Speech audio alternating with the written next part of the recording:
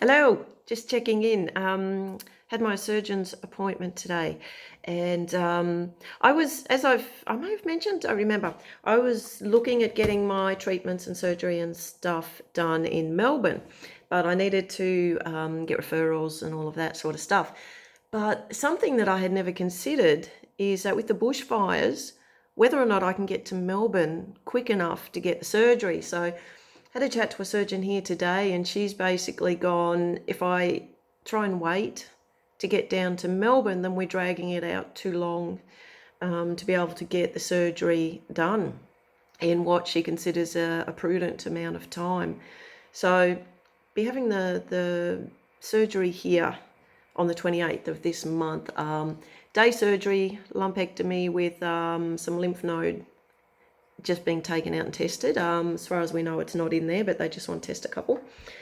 And it's one of the things that I just wanted to share for people who are going through this, or who may go through this, is the different ways people seem to do this. If I had have been able to go to Melbourne in a reasonable amount of time, then the appointment that I had today would have been made quite possibly, depending on the centre I went to, with a full team. So there would have been surgeons, oncologists, breast care nurses, possibly an anaesthetist. They would have all been there in the one meeting, talking together, planning everything that's going to happen.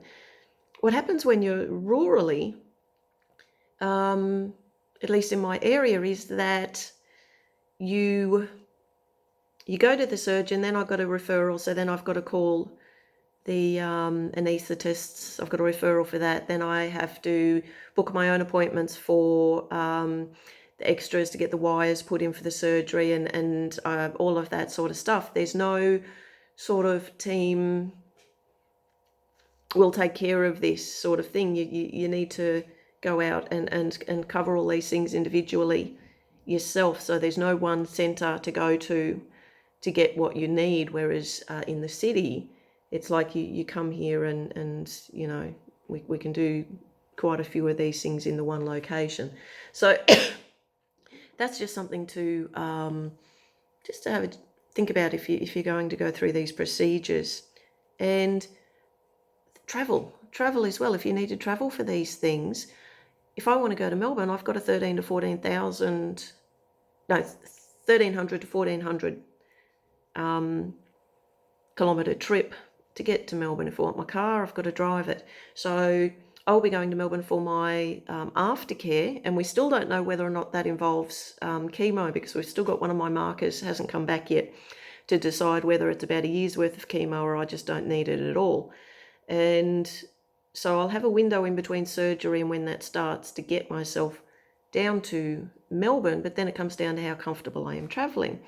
All this stuff you just don't think about. I'd never thought about that. You know, am I going to be able to drive comfortably to get myself down there? And it's just little things like that. So just keeping you up to date. 28th is the next one. I'm doing quite well in myself. Just getting stuff organised, looking after myself, doing the research. Yeah, we'll just keep you up to date. We'll talk to you soon.